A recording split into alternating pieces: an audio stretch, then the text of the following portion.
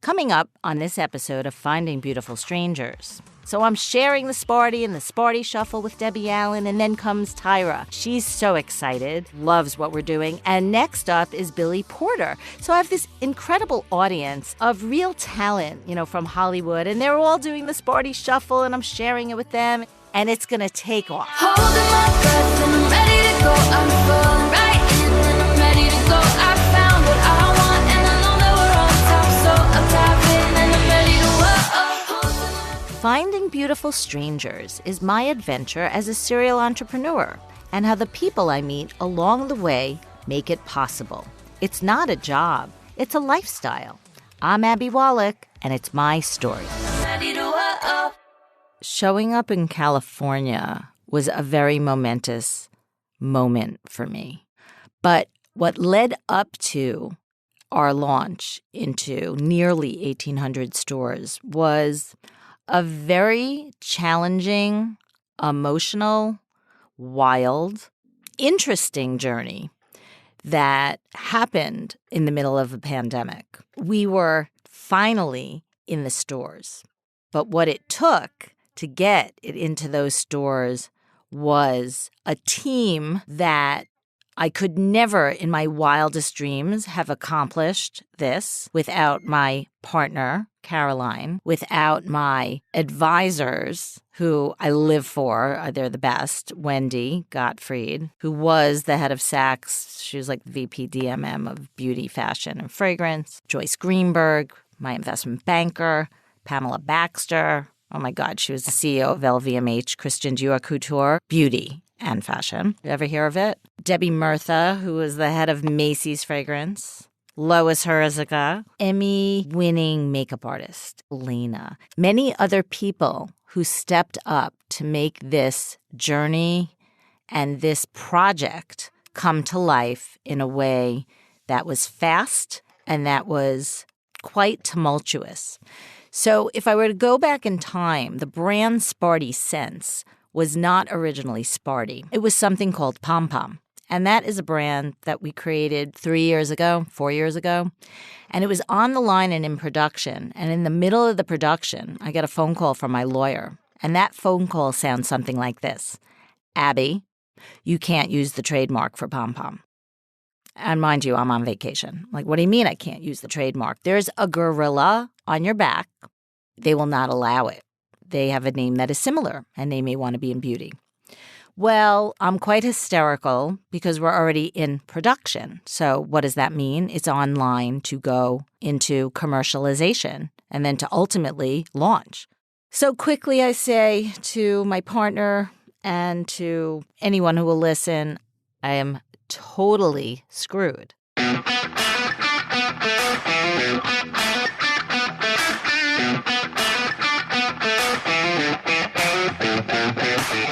So immediately, I shut down the production because it has to stop. I can't pay for something that I can't put into the world. So that's the first order of business. I sit for the next 6 weeks because we decide not to litigate. What am I going to call this brand? It must be sensational, engaging, fun, and memorable. It's done. The R&D work is done. The fragrance, the colors. This is years of work. It's finally ready to go. And this is way before the pandemic. And I really don't know what to do.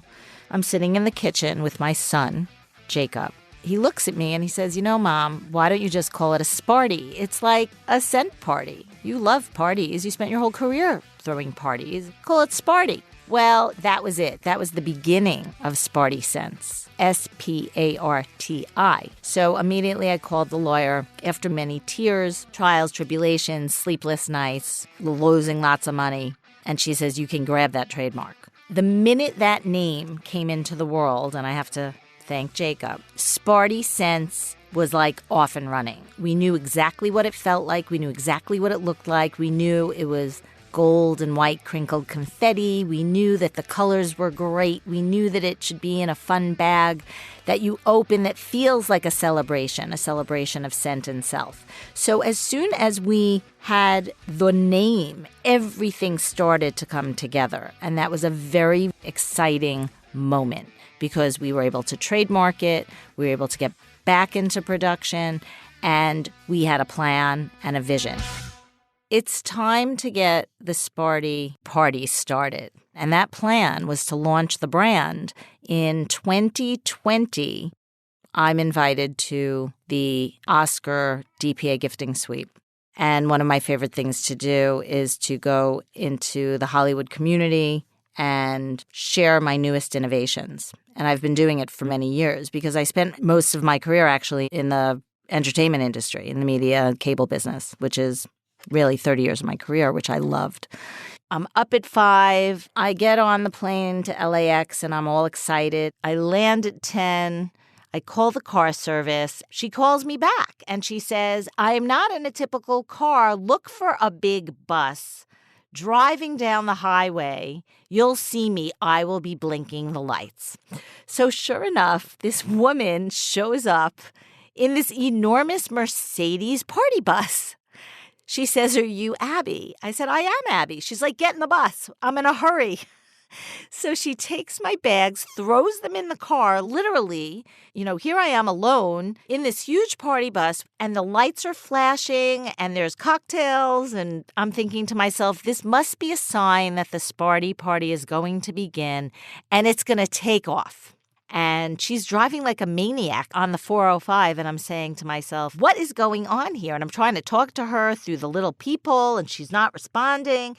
And mind you, my bags are flying all over the bus and the music is blasting and I'm cracking up. And it's at this very, very moment that I so wished I could call my grandmother because she was my go-to. Whenever I had something fun to tell, whenever I had something sad to share, she was always there. We would laugh so hard until we cried. And even though I couldn't call her, she was so present in that moment, celebrating with me, celebrating the launch that I was back in LA, celebrating that I was sitting in this party bus, getting ready to get my next brand up and running and into the hands of the coolest people that walk the red carpet. Tonight, I'm on fire. I have the Sparti ready to go. I set it up. I work really hard. I get the bags, I do the display, every little thing when you're an entrepreneur. It's like nobody's doing it for you. This art store and that art store, I'm finding confetti, I got the product, I'm arranging, I'm writing thank you notes, I'm doing all the things to get a brand and a business up and running, right? The things that I've been trained to do through the years, through my PR jobs, through my marketing jobs, through my experiences. How do you make something shine in the moment? How do you bring it to life? What do you do? And these are all the skills and traits that I've learned over the course of a lifetime. So I'm pretty good at it. I have fun with it, but it's a lot of work. It's labor that you're doing. And sometimes I bring in interns to help me. I love to have interns. And sometimes I do it myself because I get it done faster. And I know exactly what I want to have done because when I get out to the suite, I can set it up. Go up to the NYC, baby. It's crazy, but let's go. There's another exciting moment that happened before I went to LA. And that was when I decided I had to create a dance for Sparti.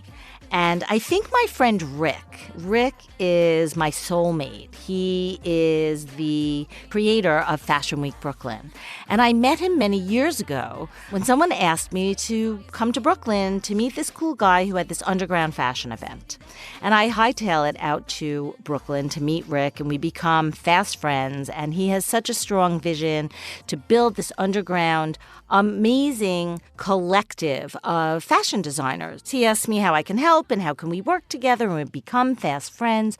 I work with Rick for the past 10 years as one of my beautiful strangers, and he truly is. He is a creator that I talk to all the time, and we brainstorm, and we literally want to bring back Studio 54 and take it on the road and have fun like we used to in the 70s. In this moment, I'm talking to Rick about the Sparti Shuffle, this fun dance that we're about to make up for TikTok. All the rage of the moment.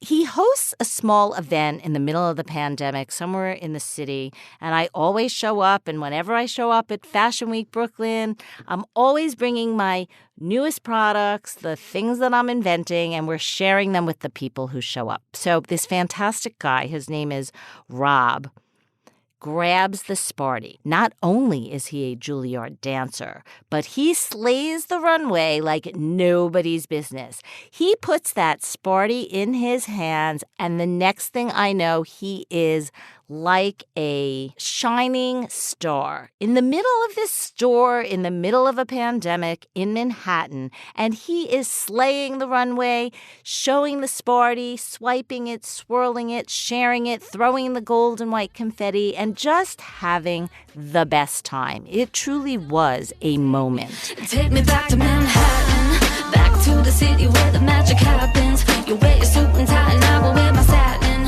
where all the lights are bright and we won't. And my takeaway from that was, how am I going to use that fantastic dancer? What am I going to do with him? Because I'm always looking for talent, right? When you're a producer, whatever you do, you're looking for talent. So I say to Rick, we got to get that guy. Where is he? I go on the hunt. I start to make phone calls, and we find him. And he's at Juilliard, and he says, I would love to be a part of your Sparti Sense launch.